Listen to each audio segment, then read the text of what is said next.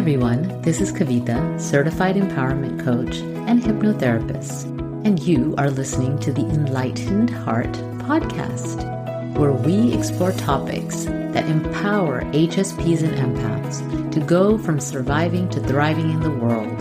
I use my years of coaching, my personal experience, and my training to provide deep insights and implementable strategies to help you thrive.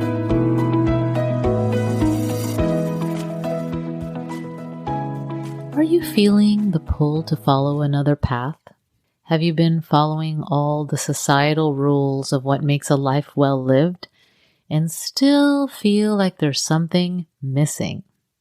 Has this pandemic pushed you to the point that you can no longer ignore your soul's calling, ignoring your purpose?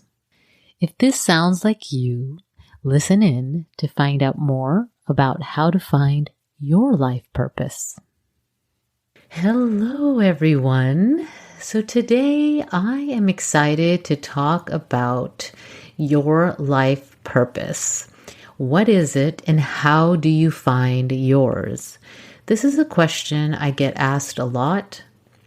I see posted on social media.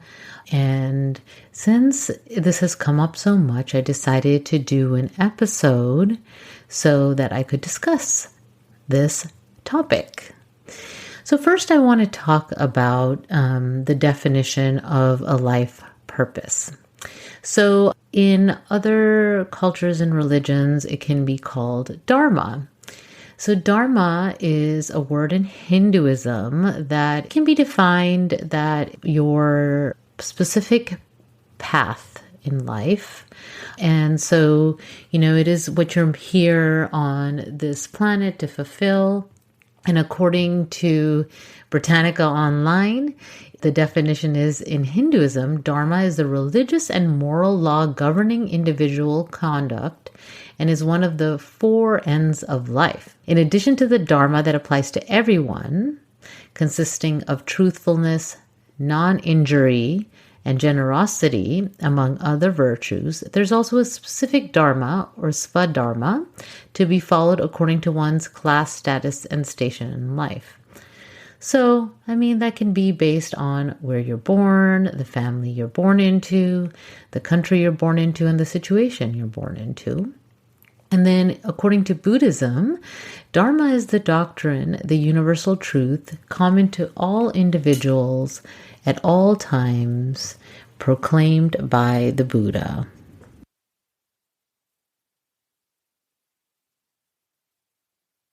So when people think of life purpose, I have seen it called also Dharma. And I think it's related to that, right? Because it's about your unique path. And part of our unique path is based on where we begin. So, there are some people that are born into situations where they're surrounded by supportive community and where they feel like they completely belong. And there are others that are born into situations that are unbearable for them, and they know they want to do something different and be something different. And, all of that in between. So part of your Dharma, part of your purpose is really to begin where you are from, right? So where have you been put in this life? What situation? What's your family, right? In my episode 17, I shared about my path and where I started and some of those struggles, right? And so often when people come to me and the people that I support, they tend to have some of the common struggles that I've had. And so I'm able to help them navigate those. So part of my purpose is to help those people. So, the thing is that we are all unique beings. And so we have our own individual paths and purpose. And we can get caught up in, finding it and thinking that we're not fulfilling that. So I'll go more into that later. But I want to share a quote by Anita Moorjani, who I have followed and heard her speak and read her books. She says, "Since the tapestry of all time has already been woven, Everything I could ever want to happen in my life already exists in that infinite, non-physical plane. My only task is to expand my earthly self enough to let it into this realm. So if there's something I desire, the idea isn't to go out and get it, but to expand my consciousness to allow universal energy to bring it into my reality here. So there's a lot to that quote, right? So if you don't know, Anita Moorjani is a speaker, a healer. She experienced a near-death experience, and that is what she shares in her talks and her books. So I'll have a link to her website in the show notes. But so what she shared, and I remember attending one of her talks, she talked about that, when you really look at a tapestry, right, it's this huge thing, right? But if you go really deep and you go like with a magnifying glass, you will see that there are threads. And these individual threads, if you pulled on one of them and you removed one of the threads, that would not allow the tapestry to be in its full glory, in its full beauty, right? And so in the same way, in her NDE or near-death experience, she was given the wisdom that each of us are strings on this tapestry. And so if we are all strings and we're not able to do our part, right? Instead, we look to others and see what they're doing and think that I want to be that, or I should be that, right? The comparison piece. Or if we, start to question our own path and, really start to feel in the victim mode, right? Like, why did I have to experience this? This is unfair. Look at others. So it's easy to go into those thought patterns and traps. And when you do that, that's when you're not fulfilling your part. It is a temporary feeling of satisfaction, right? When you start to go into that. But in the long term, that's not going to help you receive that truth and your own path and your own Dharma. Okay. So what is then? So first, like I shared, it's starting from where you're at. And I want to share a couple of myths, okay, that I've heard when people come to me. And one is that your purpose is your job or career or business, okay? So your life purpose is not just your job or work in the world, okay? And I say work in the world because some people have roles that are unpaid, and that doesn't make it less valuable. It's just different, right? There is so much more to you and your purpose than your work in the world. It's not just your career, okay? So the career may be part of that, and most likely is because we spend so many hours doing that. Your work may be part of that because, we spend so many hours doing that. But in the end, there's more to it than your career. So, to give myself as an example, part of my purpose is definitely, like I shared, to empower others, to find themselves, to build confidence, to be who they are, especially my clients who I love, the soulful misfits, right? That don't feel like they're in the world. They just somehow don't feel like they fully belong where they were placed, right? But I'm also raising 2 boys and have a deep desire to raise good men who see women as partners, right, and equals. And also in my family of origin, I'm the oldest sibling, right? So I'm an older sister figure. So, if you look at those several roles that I'm fulfilling, and you look at my work that I'm doing and my business, those are all avenues to fulfill my purpose. And my overall being and how I show up and being in my full alignment is how I fulfill that. Now, if you wanted me to write down and say, this is my purpose, to me, it's so multifaceted, right? So I wanted that myth that it's only your job, right? I want you to start to open your mind to see what are other ways that you use your gifts in the world. Right? And so because sometimes people come to me and they're so lost because they feel like they're not doing and fulfilling what they're meant to do in the world. And the reality is you're most likely fulfilling some of what you're meant to do in the world already without realizing it. So I want you to take a moment. And if you're listening to this podcast while driving or walking or whatever else, then you can do this later. But I want you to take a moment and write down, how are you fulfilling your purpose today? How do you show up and contribute to the world right now? And, just really be clear of how you actually are showing up and how you actually are contributing. And then this last question you can explore now if you like as well, which is, what makes you unique? Okay, so maybe that you're a teacher and there's, so many teachers around you, but what makes you unique? What makes your approach to teaching unique? What makes your background unique? What makes how you show up in the classroom, whether it's virtual or in person? How are you unique and how do you show up there? Okay, so if you can't come up with these answers now, know that now that you've asked yourself these questions, the answers will come. You can take a moment and write them down and explore them later after meditation.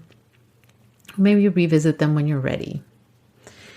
Second myth that I want to talk about is you're too old to make changes and step into your purpose.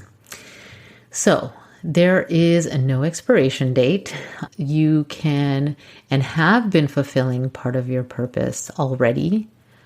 And the fact that you're listening to this podcast tells me that there's some part of that purpose missing, right? And so this is when you're ready to start to explore that. That's why you're listening to this. Okay, so that's why it's in alignment for you to explore now. You do have a choice.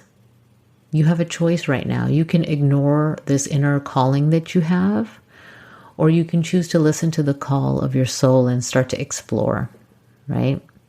And so there's no deadline. And, as you know, sometimes what you create stays in the world and continues. Maybe the influence you have on another person is part of your purpose and what they do in the world, right? That, I use the example of a teacher. A teacher is a great example of that, right? I'm sure you can recall at least one teacher in your past that impacted you positively, okay? So I have some more questions you can ask yourself to continue to explore your purpose. So to start with, now that I've gone through the two biggest myths that I've heard about the purpose, how do you find your purpose? So I'm going to give you some more exercises because that's what I love to do. And so the first part is to have your story. What is your story? Where did you come from? What is your path that you've taken and chosen? So if you wrote it down, it would be, what are your struggles, challenges? What are the things that you have overcome in your life so far? Okay. Because these give you an indication of how you are meant to show up in the world, right? Maybe part of your challenge is to support others that need help with those challenges. But not necessarily, right? This is just to open up the possibilities, right? Maybe the struggles and challenges for you are there to help you be an advocate, right? For others. So there's so many possibilities. And right now I don't want you to be stuck on the answer. I just want you to explore, right? So explore, what are my struggles? What are the things I've overcome? What are the challenges that I face? And maybe you're facing right now, okay? What are some things you wish there were in the world that you can't find? Okay. So number 2, what comes naturally to you? What comes naturally to you? Like you just easily do it. For some people, they naturally can go into a room and talk to anyone. For others, and, for me, that's not one of my superpowers, right? For me, I am naturally be able to listen to someone and I have this ability to see the possibilities for them, right? Which makes me good at what I do. And so what is it for you? What comes naturally to you? And go with like the first thing that comes to your mind. Don't start to question that, because usually that first intuitive hit, those first intuitive hits are the most accurate. Okay? So what comes naturally to you? And the third question to ask yourself is, where do you find yourself envious? Okay, so I know I said not to compare yourself, right? In this case, you can use comparison in a positive way. And what I mean by that is when you look outward and you see someone doing something or accomplishing something or living a certain way or experiencing something, and you're envious of that, that's an indication there's something there for you, right? So you can use it as a form of inspiration versus, the negative comparison, right? So where are you feeling envious, right? That can give you some more information about your purpose and where you're meant to go, right? So I'll repeat those questions. What are your struggles, challenges that you've overcome? What comes naturally to you, and where are you envious? Okay. So, what I want, the purpose of this podcast is just to open up the possibilities, right? To hopefully help you understand that you are fulfilling part of your purpose already just by being in this world and your part in this tapestry, right? And so not to feel this discouragement that you've been wasting time. And then instead go into that mindset of, okay, now what else can I add? How else can I fulfill my purpose? Am I meant to change my career? Am I meant to start a business? Am I meant to volunteer somewhere? Am I meant to show up differently in my friendships and my relationships, right? Am I meant to be a role model somewhere? Maybe in your workplace, you're meant to advocate for something. I don't know what that is for you, but this is just for you to start that opening up of those possibilities for you.